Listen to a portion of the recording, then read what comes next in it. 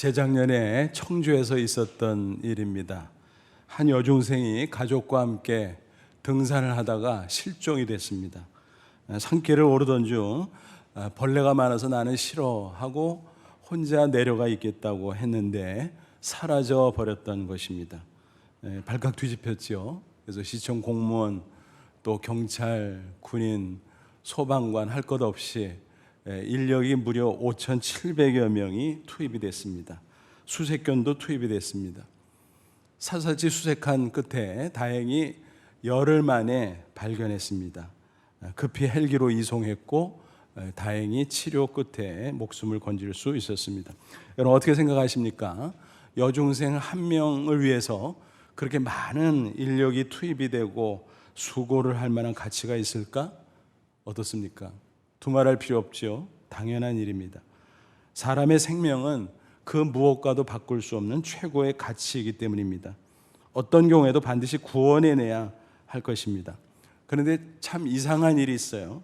그건 뭔가 하면 육신의 생명 이렇게 귀한 거 다 알지요. 근데 더 귀한 게 있어요. 영혼의 생명인 것입니다. 그럼에도 그것에는 무관심하고 소홀히 여기는 경우가 많다라는 사실입니다. 예수님께서 이렇게 말씀하셨습니다. 마태복음 16장 26절 사람이 만일 온 천하를 얻고도 제 목숨을 잃으면 무엇이 유익하리요? 사람이 무엇을 주고 제 목숨과 바꾸겠느냐? 무슨 말인가요? 온 천하, 세상을 몽땅 얻을 정도로 큰 성공을 거둔다고 할지라도 만약 자기 목숨, 여기서 목숨은 육신의 생명을 넘어 영혼의 생명을 가리키는 것입니다. 그것을 잃어버린다면 무슨 소용이 있겠느냐? 아무것도 아니라는 거죠. 진짜 따져보면 그렇잖아요. 육신의 수명 어때요? 요즘 장수시대라고 해도 기껏해야 100년 안팎이잖아요. 그 반면 영혼은 어떻습니까? 영혼 무궁존재합니다. 그러니까 영혼이 육신보다 더 중요하다라고 하는 것입니다. 예수님께서 하나님의 아들이지만 이 세상에 인간의 육신을 입고 오신 이유가 무엇입니까? 마지막 십자가에 못 박혀 죽으신 이유가 무엇입니까?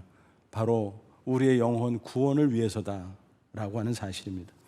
오늘 본문에 보니까 세 개의 십자가가 등장합니다. 예수님께서 십자가에 못 박혀 죽으시는데 그 좌우에 두 사람이 함께 십자가에 못 박혔습니다. 그 장면을 말씀을 읽으면서 한번 떠올려 보세요. 17절 18절 그들이 예수를 맡으며 예수께서 자기의 십자가를 지시고 해골 히브리 말로 골고다라 하는 곳에 나가시니 그들이 거기서 예수를 십자가에 못 박을새 다른 두 사람도 그와 함께 좌우편에 못 박으니 예수는 가운데 있더라. 예수님이 한가운데 있고 좌우에 두 사람이 있었다. 그런데 그 장소가 어디라고요? 해골이라는 뜻을 가진 골고다, 언덕이었습니다. 그래서 히브리 말로 골고다가 해골이란 뜻이거든요. 라틴어는 갈바리움. 그래서 그것이 영어로 건너오면서 캘버리. 그래서 그걸 우리 말로 부르다가 갈보리 그렇게 된 거죠. 그런 이름이 붙여진 이유가 뭘까?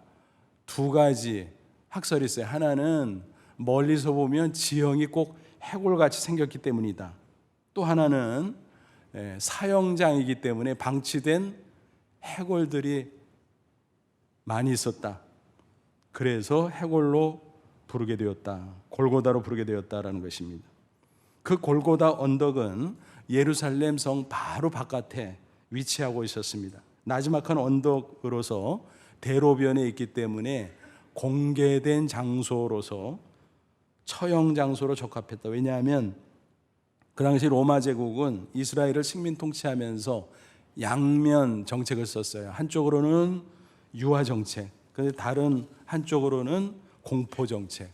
그러니까 십자가는 공포 정책의 일환이었던 것입니다. 그래서 공개 처형을 통해서 식민지 백성들에게 공포를 주고 경종을 울리고 압제하는 그런 수단으로 사용했다라는 것입니다. 예수님도 그런 절차를 따라서 십자가에 못 박히게 되었다라는 것입니다. 그때 함께 못 박힌 두 사람은 어떤 사람일까? 다른 복음서를 견주어 보면 이렇게 설명하고 있죠. 그들은 강도였다. 또 그들은 행악자였다.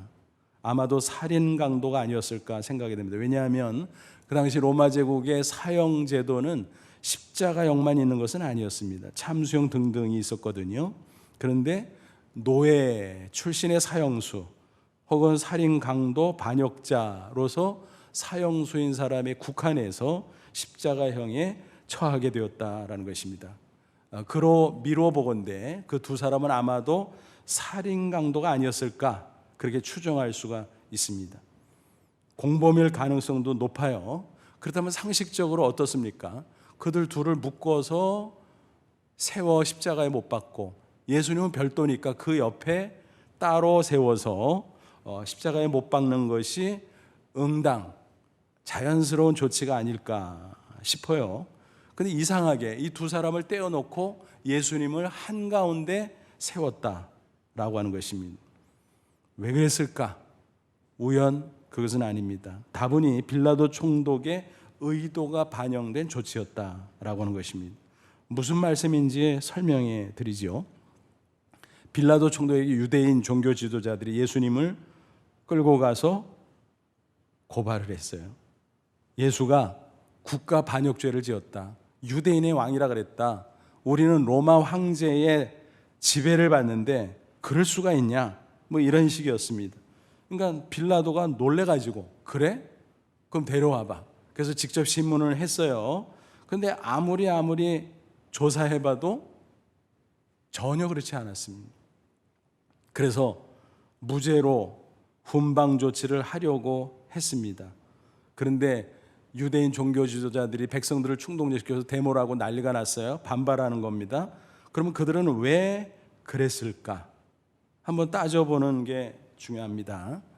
그들이 예수님을 미워했던 이유는 무엇입니까? 예수님이 하나님의 아들 메시아라고 하는 것을 스스로 밝히기 시작했습니다. 또 백성들의 민심이 예수님께로 향하기 시작했습니다. 그러다 보니까 그들은 예수님을 인정하지 않는 가운데 반발하고 핍박하고, 그래서 뭐 하나님의 아들이라고 이거 완전 신성모독죄구만.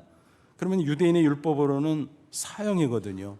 그래서 자기들의 법정에서 불법으로 사형 선고를 이미 내렸어요. 근데 문제는 뭐냐 하면 로마 제국 입장에서는 그 식민지 백성들에게 자율권을 많이 주지만 자기들이 절대로 넘겨주지 않는 권한이 있었습니다. 그건 뭐냐 하면 사형에 관한 것이었습니다. 사형 선고를 내리는 거, 그러니까 자기네들이 재판하겠다는 거죠. 그런 건에 대해서는. 그리고 또 그 결과 사형 집행하는 것도 자기들이 도맡아 했다라고 하는 것입니다. 그러니까 유대인 종교 지도자들의 입장에서 보면 예수를 죽일 방법이 없는 거예요. 자기들 스스로. 그러니까 로마 당국에 고발을 해가지고 조치하는 수밖에. 근데 문제는 로마법상 신성모독죄, 그것도 유대인 안에서 신성모독죄라고 자기들이 생각하는 거잖아요. 전혀 죄목이 될 수 없습니다. 더더욱 사형죄 전혀 아닙니다. 그러니까 거기서 갈등이 있었던 거죠. 그래서 그들이 트릭을 썼어요. 뭐라고 트릭을 썼냐면은 죄목을 딱 바꿔서 고발한 거예요. 유대인의 왕이라 그랬다. 근데 유대인의 왕이라는 것은 사실 메시아라는 말의 다른 칭호거든요. 근데 그걸 인정하지 않으면서도 그것으로 걸어가지고 국가 반역죄로 엮은 것입니다. 근데 빌라도가 볼 때는 아니야. 그래서 무죄 훈방하려고 했는데 반발을 한 거죠. 왜? 예수를 반드시 죽여야 되니까. 그래서 거기서 이제 문제가 발생이 된 거죠. 백성들을 충동해서 데모를 하니까 빌라도 총독 입장에서는 고민거리인 겁니다. 왜냐하면 평소에도 유대인들은 반란을 자주 일으켰거든요. 그러지 않아도 골치 아픈데 이번에 자칫 이러다가 밀란이라도 일어나면 큰일인데 중앙정부에 보고되면 자기 총독 자리도 위태로울 수 있다라는 것입니다. 실제로 유대인 종교 지도자들이 당신은 불충이요 하고 대들었습니다. 그러니까 큰일 났다 싶어서 할 수 없이 타협을 하고 자기 양심을 속인 채 사형 선고를 내렸다라고 하는 것입니다. 빌라도의 이와 같은 불법 재판의 과정이 요한복음 18장 후반부 그리고 19장 상반부에 쭉 기록이 돼 있습니다. 이렇게 불법으로 사형 선고를 내린 빌라도의 입장에서 한번 생각해 보세요. 그도 인간이라 양심의 가책을 느꼈겠지요. 그렇게 되면 인간은 본능적으로 자기의 죄악에 대해서 합리화를 시킵니다. 그래서 그는 합리화를 시키기 위해서 어떻게 했을까? 예수님을 죄인으로 만들어야 돼, 남보기에. 그래서 그 죄수 틈에다가 끼워 넣은 겁니다. 어쩌면 그 두 사람은 그날 처형할 계획이 없었을지도 몰라요. 그런데 예수님을 처형하면서 급하게 셋을 묶어서 처형을 하게 됐으리라, 그렇게 추정을 합니다. 게다가 죄패를 딱 적었어요. 뭐라고 했습니까? 19절에 보면 나사렛 예수 유대인의 왕, 그렇게 돼 있어요. 무슨 얘기냐? 나사렛 출신 예수라는 이름, 그런데 죄목이 뭐냐? 유대인의 왕, 즉 로마 제국에 대항하는 유대인의 왕, 뭐 이런 뜻으로 국가반역죄니까 나는 죽일 수밖에 없다, 뭐 이렇게 주장을 한 거지요. 그러니까 그거를 본 대제사장들 입장에서는 또 반발하는 겁니다. 아니야, 그거 아니야. 무슨 예수가 유대인의 왕이야, 메시아 아니란 말이야. 자칭을 붙여, 자칭. 근데 빌라도 입장에서는 자칭 유대인 왕 그러면 유대인의 왕이 아니잖아요. 그럼 과대망상증 환자 수준이잖아요. 그런 사람을 어떻게 사형을 시켜요? 훈방을 해야지. 그렇지 않아요? 그러니까 이게 양쪽의 입장이 충돌되는 것입니다. 그런데 이제 한번 타협했던 빌라도가 또 한번 타협할 수 없죠. 자기를 주장하기 위해서, 합리화시키기 위해서 그는 고집을 부립니다. 내가 쓸 거 썼어, 터치하지 마. 그래서 죄패의 나사렛 예수 유대인의 왕, 그렇게 딱 적히게 되었다라는 것입니다. 그런데 흥미로운 것은 20절입니다. 예수께서 못 박히신 곳이 성에서 가까운 거로 많은 유대인이 이 패를 읽는데 사람들이 왔다 갔다 하면서 그 나지막한 골고다 언덕의 십자가, 그 죄패를 다 읽을 수 있었다라는 것입니다. 근데 글씨가 어떻게 적혀 있냐면은 히브리어, 로마, 라틴어, 헬라어, 그리스어 3개국어로. 그 당시 로마 제국의 공용어는 헬라어, 그리스어예요. 유대인들이 쓰는 말은 히브리어예요. 또 로마의 공식 언어는 라틴어, 로마어예요. 그러니까 뭐예요? 웬만한 사람은 다 읽을 수 있다는 거예요. 국적과 배경이 어떻든, 그죠? 그래서 역설적인 놀라운 하나님의 섭리가 나타났다는 것입니다. 빌라도의 만행, 또 종교 지도자들의 만행, 그것을 역으로 하나님께서 어떻게 역사하셨습니까? 구원의 복음으로 써서 붙이겠다라는 것입니다. 복음 증거의 기회로 삼겠다라는 것입니다. 하나님은 이처럼 세 개의 십자가를 통해서 하나님의 메시지를 전파하셨다라는 것입니다. 영적 교훈이 있다는 것입니다. 그 중에서 한가운데 있는 예수님의 십자가는 무슨 의미를 가지는가? 대속의 십자가다라고 하는 것입니다. 예수님은 하나님의 아들이잖아요. 죄가 없어 의로우신 분이잖아요.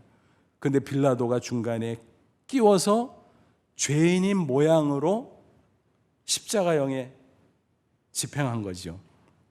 그런데 놀랍게도 이것은 성경의 성취였습니다. 700여 년 전 이사야 선지자가 예언한 말씀 그대로 성취됩니다. 이사야 53장 10절에 이런 말씀이 있어요.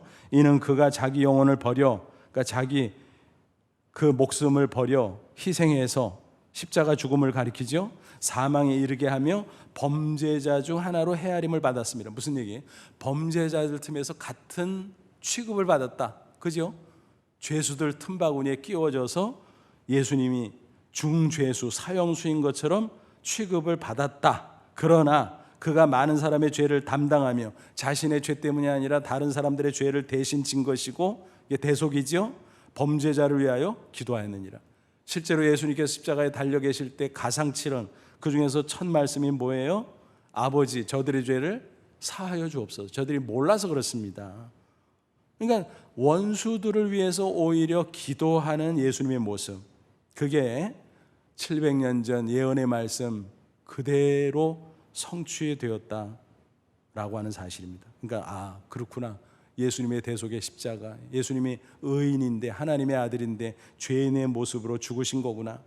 이사야는 53장 5절에서 이 대속의 원리를 이렇게 증거합니다. 그가 찔림은 우리의 허물 때문이요 그가 상함은 우리의 죄악 때문이라. 그가 징계를 받으면 우리는 평화를 누리고 그가 채찍에 맞으면 우리는 나음을 받았도다. 사도 바울은 이런 사실을 정리해서 고린도후서 5장 21절에 이렇게 증거했습니다. 하나님이 죄를 알지도 못하신 이 예수를 우리를 대신하여 죄로 삼으신 것은 죄인들 틈에 끼워서 죄인으로 죽게 하신 것은 우리로 하여금 그 안에서 하나님의 의가 되게 하려 하십니다. 무슨 얘기예요? 우리의 죄를 대신 짊어지고 대속하심으로 우리가 믿으면 우리의 죄를 사함받고 의로운 사람으로 인정되도록 하기 위함이다. 그래서 예수님의 의와 우리 인간의 불의한 죄를 맞바꾸게 하는, 그래서 이중전가라고 이미 말씀을 드린 적이 있죠.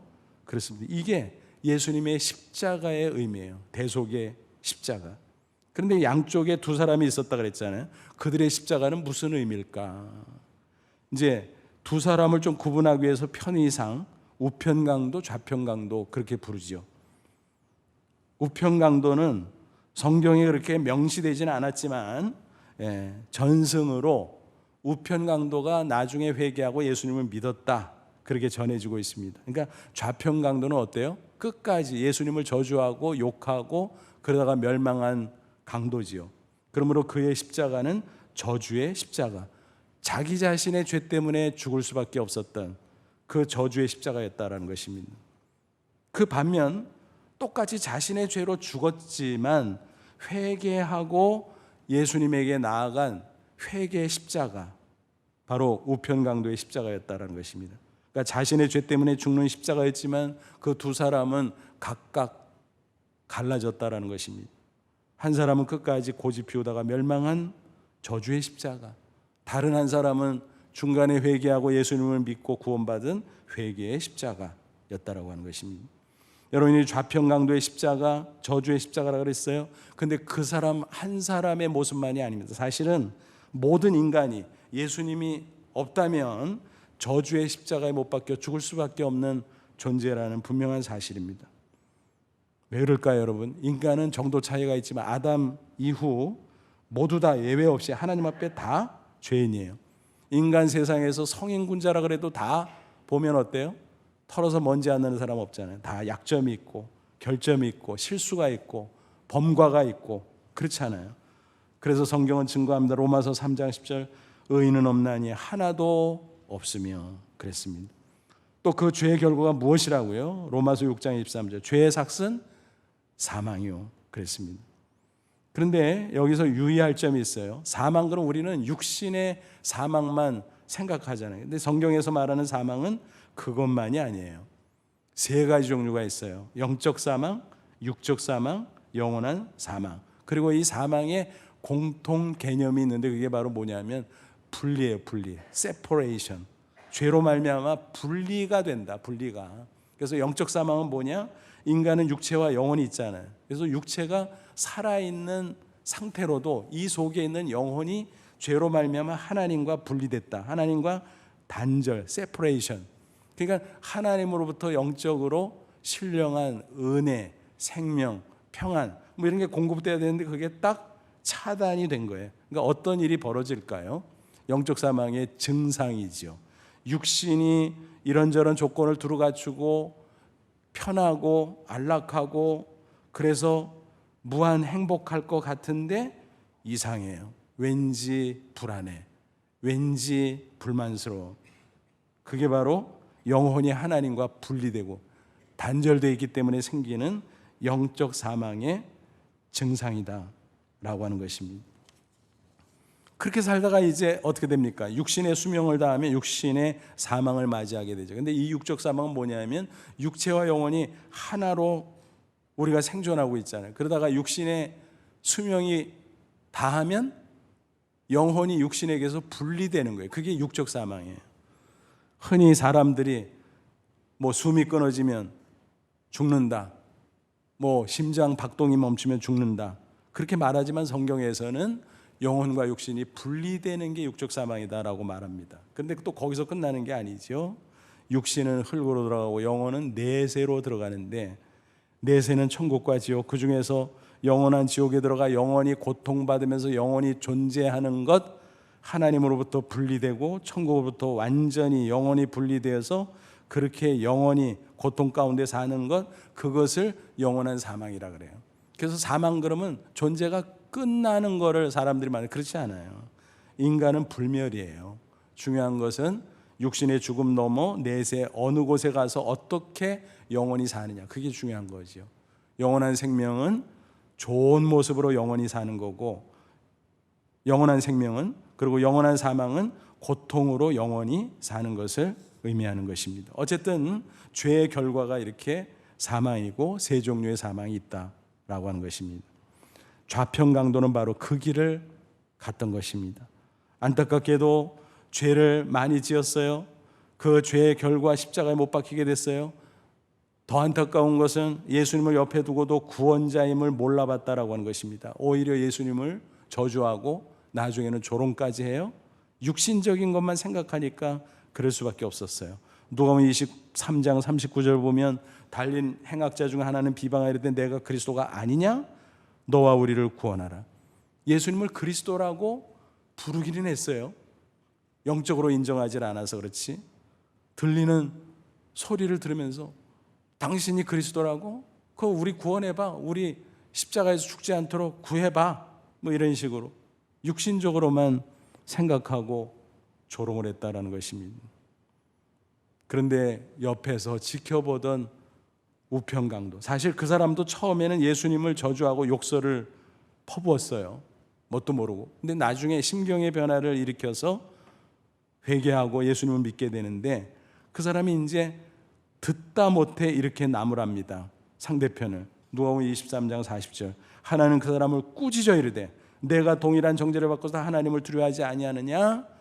이 사람은 하나님을 의식하고 있어요. 하나님 앞에 우리가 죄인이다. 너도 나도. 우리는 우리가 행한 일에 상당한 보응을 받는 것이니 이에 당연하거니 우리는 당연히 십자가에 죽을 것 죽는 거다. 마땅하다. 근데 이 사람 예수님은 행한 것이 옳지 않은 것이 없느니라. 내가 보니까 이분은 죄가 없다. 의로우신 분이다. 게다가 하나님의 아들이다. 이렇게까지 그가 인정하게 되었다라고 하는 것입니다. 좌편 강도는 안타깝게도 그 사실을 몰라봤어요. 그래서 영원한 사망으로 갈 수밖에 없었다라는 것입니다. 우편 강도는 그 후에 어떻게 되나 계속 보시지요. 그는 회개하고 예수님을 믿음으로 영접하지요. 그가 이제 구체적으로 예수님께 직접 뭐라고 말하지요? 누가복음 23장 41절 보면 이르되 예수여 당신의 나라 하나님 나라에 임하실 때 나를 기억하소서 그랬습니다. 그는 분명히 확신했을 것입니다. 처음에는 뭣도 모르고 욕하다가 자기들은 십자가가 너무 고통스러워서 미치겠던 겁니다. 몸부림을 쳤습니다. 그래서 더 저주하고 욕설을 퍼부었던 것입니다. 그런데 예수님은 어떻게 된 게 묵묵히 그 고통을 다 참아내는 겁니다. 아무런 반응을 보이질 않아요. 핍박하는 자들 원수들에게 게다가 침묵을 깨고 뭔가 말씀하시는데 뭘 말하지 하고 들어보니까 세상에 아버지 저들의 죄를 사하여 주옵소서. 원수를 위해서 용서하는 기도, 그건 있을 수 없죠. 보통 사람의 케이스로. 게다가 하나님을 아버지라고 부르고 있어요. 그래서 그는 종합적으로 판단하게 됐습니다. 맞아. 이분이 정말 하나님의 아들. 다른 사람들은 그리스도 메시아 아니라고 난리를 치지만 그 말이 맞네. 그래서 예수님을 구원자로 믿고 인정하고 고백하는 것을 알 수가 있습니다. 그때 예수님께서 즉답을 해주십니다. 23장 42절 예수께서 이르시되 내가 진실로 내게 이르노니 오늘 내가 나와 함께 낙원에 있으리라. 무슨 얘기입니까? 100% 보증한다라는 거예요. 오늘 당장 네가 죽으면 내 영혼이 천국에 들어갈 거다. 직접 확인해 주셨다라고 하는 것입니다. 그것도 예수님께서 육성으로 옆에서. 얼마나 놀라운 일입니까? 여기서 우리는 기독교 구원의 기본 교리를 확인하게 됩니다. 모든 인간은 죄인이에요. 여러분, 인간이 아무리 발버둥 쳐도 의인이 될 수가 없어요. 왜냐하면 인생을 살아가면서 너나 할 것 없이 어떻습니까? 생각으로, 언어로, 행동으로 사언행이죠. 얼마나 많은 실수와 잘못을 저지릅니까? 그런 가운데 한쪽에서 선행을 하고 막 교양 있게 살아도 이게 상쇄가 됩니까? 상쇄가 안 돼요. 아니, 세월이 갈수록 오히려 저울이 기울어져요. 우리의 실수, 우리의 잘못, 그쪽이 더 많아지면 많아지지 선행으로 상쇄도 안 되지만 선행이 더 많을 수도 없다. 그게 우리 인간의 실상이다 라고 하는 것입니다. 따라서 죄사함을 받는 것 외에 의인이 될 수 있는 길은 없다라는 것입니다. 그것을 예수님께서 십자가에서 대신 해준 거예요. 우리 모든 인간들의 죄값을 대신 짊어지고 피 흘려 죽으셨습니다. 그리고 부활하심으로 하나님의 아들 대속의 십자가임을 증명해 주셨습니다. 성경은 누누이 증거합니다. 그래서 오직 예수, 오직 믿음으로 죄사함 받고 영원한 사망에서 구원받고 영생을 얻는다. 천국 백성 되어서 장차 천국에 들어갈 것이다. 그렇게 증거하고 있습니다. 따라서 예수님의 대속에 대한 믿고 안 믿고 그게 얼마나 중요한지 모릅니다.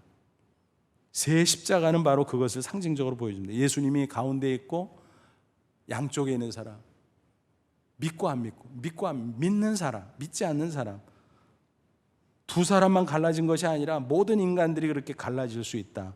영원한 운명으로 완전히 갈라질 수 있다라고 말씀하고 있습니다. 여러분, 네덜란드의 화가 렘브란트를 아시죠? 그는 신앙 고백을 담아서 많은 성화를 남겼습니다. 그 중에서 이런 작품이 있어요. 세 개의 십자가.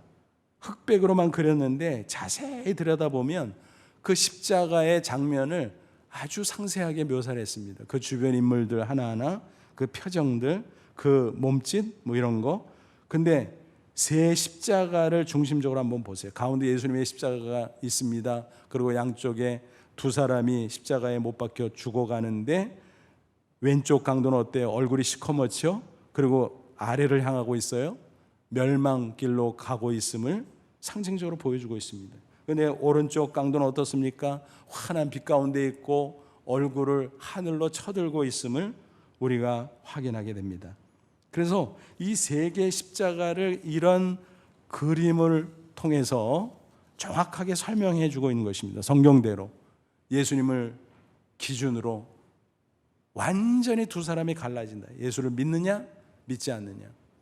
그와 같이 모든 인간은 바로 예수님을 기준으로 완전히 갈라진다라고 말씀합니다. 마치 이와 같은 것입니다. 여러분, 분수계라고 들어보셨나요? 그건 뭔가 하면 물을 나누는 경계.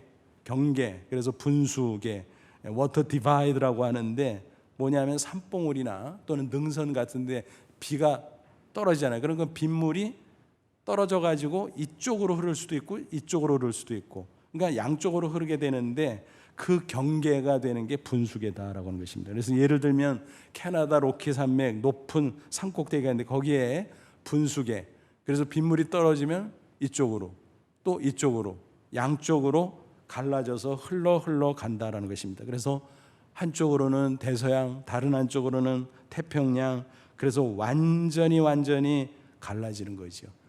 이 분수계를 기준으로 완전히 갈라지는 거예요. 영영 만날 수가 없습니다.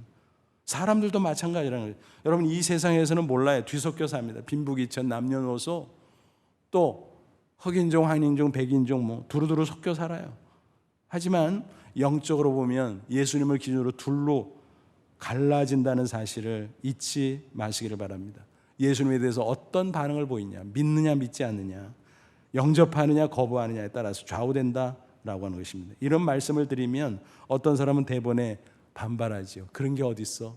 내 인생인데 뭐 예수 믿고 안 믿고 때문에 내 영원한 운명이 좌우된단 말이야? 말도 안 돼 라고 반문합니다. 하지만 성경이 그렇게 누누이 증거하는 걸 어찌하겠습니까? 전할 수밖에 없는 거지요. 그것도 예수님께서 직접 말씀하신 적이 여러 번이었습니다. 그 중에 대표적으로 요한복음 3장 16절로 18절 보면 16절은 여러분 너무나 잘 아시잖아요. 하나님이 세상을 이처럼 사랑하사 독생자 예수를 주셨으니 이는 그를 믿는 자마다 멸망치 않고 영생을 얻게 하려 하심이라. 영원한 사망으로 떨어지지 않냐고 영원한 생명으로 구원받고 가도록 예수님을 보내주셨다. 예수님 구원자라는 거예요. 그래서 하나님이 그 아들 예수를 세상에 보내신 것은 세상을 심판하려 하심이 아니요 그로 말미암아 세상에 구원을 받게 하려 하심이라. 그를 믿는 자는 심판을 받지 아니하는 것이요 믿지 아니하는 자는 하나님의 독생자 이름을 믿지 아니함으로 벌써 심판받는 거다. 이게 이해하지 못하면 반발이 생길 수 있는 구절이에요. 예수 믿지 않으면 이미 심판받았어. 영원한 사망에 떨어질 거야. 뭐 이렇게 말씀합니다. 반발할 만하죠. 근데 조금 더 설명을 들어보십시오. 이 사건과 견주어서 생각해 보세요. 민수기 21장 보면 이스라엘 백성들이 출애굽 이후에 광야를 통과할 때 어떤 일이 있었습니까? 힘들기는 했지만 그래도 하나님이 계속 도와주셨으니까 참고 잘 해야 되는데 원망하고 불평합니다. 그것도 반복적으로. 그러다 보니까 하나님께서 진노하셔서 그들을 징계하고자 불뱀을 보내셨잖아요. 불뱀은 뭐냐 하면 독사예요. 백성들을 막 무는 거예요. 그러면 독이 온몸에 쫙 퍼져가지고 고열이 펄펄 나다가 고통 가운데 죽는 거예요. 그러니까 뭐 난리가 났죠. 그제야 백성들이 모세에게 사정을 합니다. 하나님께 기도해 보세요. 무슨 방법 있나 한번 알아보세요. 그래서 하는 수 없이 모세가 하나님 앞에 간절히 매달려 기도하니까 하나님께서 구원의 비방을 알려줬어요. 그게 뭐죠? 그 불뱀과 똑같은 모양으로 노수로 놋뱀을 만들라는 거예요. 그래서 장대로 이렇게 달고 백성들에게 선포하라는 거예요. 하나님의 말씀을. 놋뱀을 바라보라. 그러면 살아날 것이다. 죽지 않고 살 것이다. 여러분 한번 생각해 보세요. 그게 말이 돼요? 상식적으로? 불뱀에 물려서 독이 퍼져서 고통 가운데 죽어가는데 똑같은 모양의 놋뱀을 보래. 세상에. 그거 쳐다보고 싶겠어요? 맨정신으로? 쳐다보고 싶지 않습니다. 근데 쳐다보면 산다는 거예요. 어떤 사람이 쳐다봤을까요? 그 말씀을 그대로 믿는 자, 믿음의 반응으로 쳐다봤다라는 것입니다. 어떤 일이 벌어졌을까? 민수기 21장 9절 모세가 놋뱀을 만들어 장대 위에 다니 뱀에 물린 자가 놋뱀을 쳐다본 즉 모두 살더라. 쳐다본 사람마다 각각 살아났다라는 것입니다. 그럼 반대로 보지 않은 사람은 왜 보지 않았을까요? 에이 미쳤어? 이게 말이나 돼? 아니 불뱀에 물려서 지금 막 고열이 나고 고통 가운데 죽어가는데 뭐? 뱀을 또 보라고? 이게 맞아? 이게 미친 거 아니야? 뭐 이런 식으로 반발하는 사람 뭐예요? 믿음이 없는 불신앙의 사람이지요. 결국 그들은 불신앙 가운데 쳐다보지 않았고 죽었을 것입니다. 그럼 따져보죠. 죽은 사람들 왜 죽었어요? 그 뱀에 물려서 독 퍼져서 죽었지. 맞아요. 근데 정확하게 말하면 이거예요. 놋뱀이 나타나기 전까지는 그때는 그 말이 맞아요. 근데 놋뱀이 장대 위에 세워진 이후에는 그 말이 정확한 말이 아니에요. 그들은 왜 죽었을까요? 놋뱀을 믿음으로 쳐다보지 않아서. 무슨 말인지 이해가 되세요? 그러니까 모든 인간은 아담의 죄의 삭슨 사망, 영원한 사망으로 가고 있어요. 심판 아래 있어요. 근데 예수님을 보내주셨어요. 그러니까 예수님을 보내줬으니까 구원의 길이 있는데 예수님을 믿지 않고 거부하면 그냥 그 길로 갈 수밖에 없다. 그러니까 그런 점에서 이미 심판받는 거다. 심판에서 벗어나서 영원한 생명을 얻고 천국 가도록 하기 위해서 예수님이 구원자로 오셨는데 그것을 부정하고 그것을 거부하면 별 수 없지 않느냐라는 그런 뜻이지요. 여러분 우리 인생의 우선순위가 뭡니까? 그 중에서 최우선순위 영혼 구원이라는 사실을 꼭 기억하시 바랍니다. 그 이전에는 세상 아무리 많은 것을 소유하고 크게 성공한다고 할지라도 아무 소용이 없다는 사실입니다. 별거 아니에요. 육신이 배부르고 편리하게 안락하게 살아갈지는 몰라도 어때요? 아까 말씀드렸잖아요. 영적 사망 왠지 모르게 불안해요. 왠지 모르게 불만스러워요. 자기 자신은 잘 먹고 잘 사는 것 같은데 행복하지 않아요. 그게 바로 영적 사망의 증상이다라고 하는 것입니다. 그래서 나중에 후회 막심하고 허무 가운데 멸망길을 갈 수밖에 없다는 것이에요. 솔로몬의 고백이 그거 아닙니까? 솔로몬은 하나님을 믿는 사람이었음에도 불구하고 세상과 짝하다가 보니까 하나님과의 그 관계를 놓쳤어요. 그러다가 나중에 깨닫고 회개하고 그가 전도서를 썼잖아요. 그가 후회 막심한 가운데 정신 차리고 쓴 전도서 1장 열자마자 2절에 뭐라 그랬어요? 전도자가 솔로몬이 이르되 헛되고 헛되며 헛되고 헛되니 모든 것이 헛되도다. 여러분 얼마나 허무감이 극심했으면 헛되고 헛되고 헛되고 계속 헛되다는 말을 반복 또 반복합니까? 그가 어떤 사람이에요? 태어나자마자 왕자, 왕 중에서도 가장 대단한 왕, 부귀영화 권세 쾌락까지 모든 게 최고였어요. 육신적으로. 그러나 그거 갖다가 안 되는 거를 나중에 깨달았다는 거예요. 내가 미쳤구나. 하나님에게 진정한 영생이 있고 평안과 기쁨이 있고, 그런데 내가 그걸 놓쳤구나. 그래서 깨닫고 다시 하나님께로 나아가면서 후세 독자들에게 외치잖아요. 전도서 12장 1절 2절 결론. 너는 청년의 때 너의 창조를 기억하라. 곧 공고한 날이 이르기 전에, 나는 아무 낙이 없다고 할 해들이 가깝기 전에, 해와 빛과 달과 별들이 어둡기 전에, 비 뒤에 구름이 다시 일어나기 전에 기도하라. 간단히 말하면 육적인 사망이 오기 전에 어서 속히 빨리 하나님을 믿으라 라는 그런 말씀입니다. 오늘 우리는 십자가를 통해서, 예수가 메시아인 것을 믿음을 통해서 하나님을 만납니다. 그래서 하나님 안에 영원한 생명을 얻고 천국을 소망하게 되고, 그게 인생의 최우선순위요 최고의 축복인 줄로 믿습니다.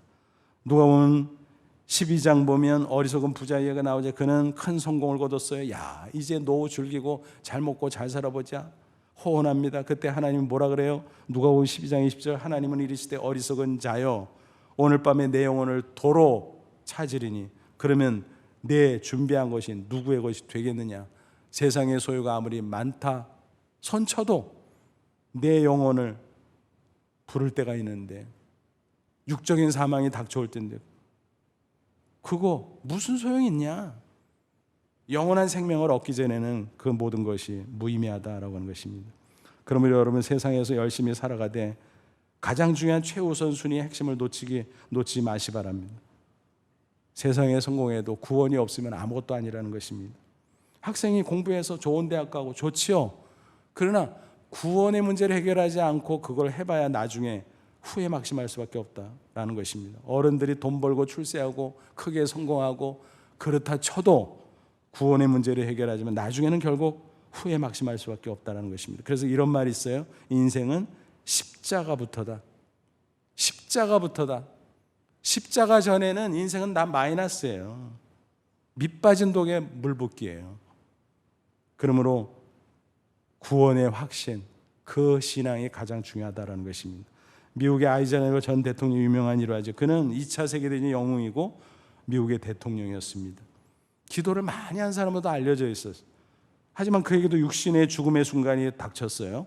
월터 리드 육군병원에 입원해 있는데 그 소식을 듣고 빌리 그레이엄 목사가 신방을 왔어요. 그래서 이런저런 얘기하다가 기도하고 30분 만에 자리에서 일어나 가려고 하는데 불안한 나머지 붙잡았어요. 빌리, 잠깐만 나 좀 도와줘. 아니 왜요?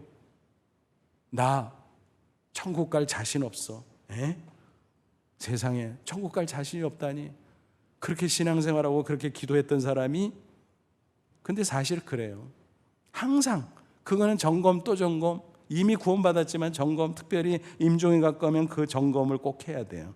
그래서 빌리 그레이엄 목사가 아차 싶어서 다시 앉아서 복음을 제시했습니다. 예수님은 하나님의 아들, 의로운 분, 그러나 십자가에 죽었다 부활하셔서 우리의 죄를 대속해 주신 분, 그러므로 예수를 확실하게 믿으면 죄 사함 받고 영생 얻고 구원받아 천국 가는 거, 그걸 쭉 다 아는 거죠.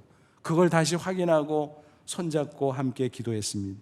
그러고 나니까 아이젠하워의 얼굴이 밝아지면서 이렇게 말했어요. 빌리, 고맙소. 이제 가시오. 나 준비됐어. 그리고 며칠 후고는 평안한 모습으로 천국에 들어갔다 라고 하는 이야기입니다. 여러분, 세계 최고의 나라에서 최고의 자리에 올랐던 그지만 예수 그리스도를 통해서 구원받는 것이 없다면 그 인생은 허망함으로 끝날 수밖에 없었을 거잖아요. 예수가 있었기에, 십자가가 있었기에 그의 인생이 플러스가 될 수 있었다는 것입니다. 그렇습니다. 여러분, 세상 마치는 날, 육신의 죽음이 닥쳐오는 날, 세상에 그 어느 것도 가져갈 수 없잖아요. 누구나 다 그렇잖아요. 그런데 예수 안에서는 가져갈 게 있어요. 두 가지. 하나는 뭐예요? 십자가 대속의 복음을 믿는 신앙, 그것으로 구원받고 천국 가잖아요. 또 하나는 뭘까요? 그 신앙을 토대로 이 땅에서 사는 동안 하나님의 일에 충성한 거. 각자의 자리, 가정에서, 교회에서, 직장, 사회 곳곳에서 소박할지라도 최선을 다해서 하나님의 영광을 드러내고 예수 그리스도의 증인으로 살고, 그럴 때 그 삶의 흔적을 하나님께서 기억하십니다. 그러니까 저절로 갖고 들어가게 되는 거예요. 그래서 천국의 상을 받게 될 것입니다. 이 사순절에 여러분 십자가를 바라보시고, 특별히 세 개의 십자가를 바라보시고, 예수님 한가운데 있고 좌우에 한 사람 또 한 사람, 나는 어느 쪽인가? 당연히 우편 강도 쪽이어야 되겠죠. 근데 한 가지 유의사항이 있잖아요. 그 우편 강도는 회개하고 아슬아슬하게 구원받았지만 아쉽죠. 진작 예수 믿었으면, 진작 구원받았으면, 진작 하나님의 백성이 됐으면, 그렇게 죄짓고 불쌍한 인생 살지 않고 영생의 기쁨을 누리며 이미 풍성한 삶을 살았을 거 아니겠습니까? 또 나쁜 짓만 하지 않고 하나님의 영광을 위해서 사명을 감당하며 살다가 하늘의 상을 준비할 수 있지 않았겠습니까? 그래서 우리는 반면교사 삼고, 그래도 다행히 우리에게는 남은 시간이 있잖아요. 얼마일지 모르지만. 그래서 부디 남은 날을 계수하며 십자가 대속의 복음을 믿는 구원의 확신과 더불어 우리가 있는 자리에서 최선의 삶을 다 살아갈 수 있기를 바랍니다. 그래서 이 땅에서 풍성한 기쁨을 누리고 저 천국에 들어가고, 또 우리의 이 땅에서의 삶의 흔적을 통해서 영원히 하늘의 상의 주인공이 되는 저와 여러분 다 되시기를 축원합니다. 기도하겠습니다. 제가 기도하겠습니다. 하나님 감사합니다. 오늘 주의 말씀을 들었습니다. 골고다 언덕의 세 개의 십자가, 예수님의 십자가 가운데 있는 그 십자가 믿음으로 바라보니 내가 우편 강도처럼 회개하고 믿음으로 구원받고 영생 얻었으니 감사합니다. 장차 천국 갈 것을 믿고 감사합니다. 남은 인생 우리에게 기회를 주셨사오니 그 우편 강도와 달리 남은 날 동안 최선을 다하며 주의 영광 드러내며 주신 사명 있는 자리에서 감당하다가 저 천국 들어가고 천국에 상급을 받는 저희들 될 수 있도록 도와주옵소서. 이 시간에 학습 입교 예식을 거행합니다. 귀한 주의 백성들 한 사람 한 사람 믿음으로 구원받은 것을 확인하고 귀한 학습교인으로 입교인으로 세우겠사오니 성령님 이 자리에 함께 하시고 역사에 주시옵소서. 예수님의 이름으로 기도하옵나이다. 아멘.